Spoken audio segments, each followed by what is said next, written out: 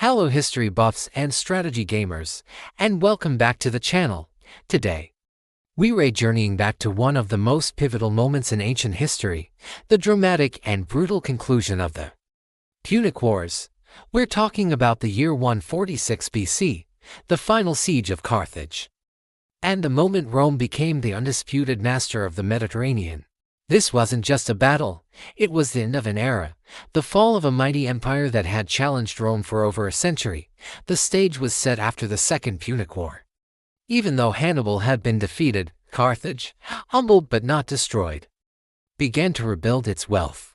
This economic revival spooked many in Rome, most famously the senator Cato the Elder, who relentlessly ended every speech with the chilling phrase, "Carthago delenda state, Carthage must be destroyed."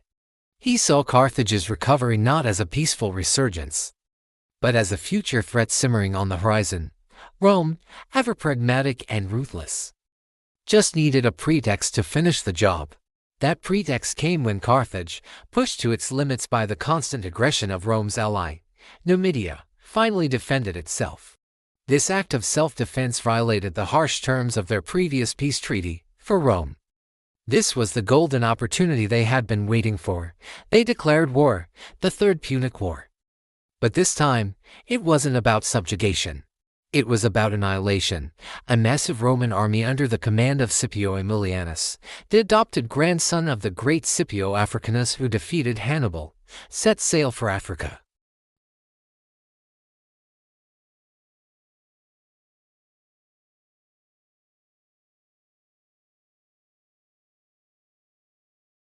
They were trapped within their magnificent city, famous for its triple-layered walls and its ingenious circular military harbor, the Cathon, for months.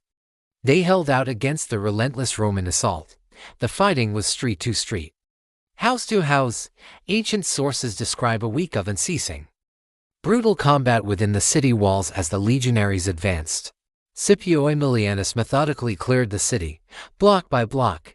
The final stand took place at the Byrsa, the citadel overlooking the city. Here, the last defenders, along with thousands of civilians, made their last stand.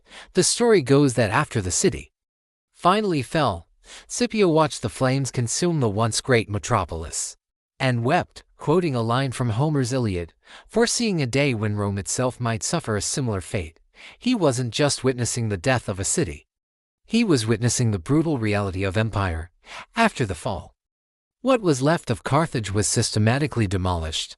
The Romans are said to have sown the fields with salt to ensure nothing would ever grow there again, a symbolic gesture to wipe their rival from the face of the earth.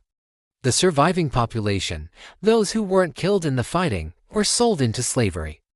The territory became the new Roman province of Africa, a breadbasket that would feed the growing city of Rome for centuries to come.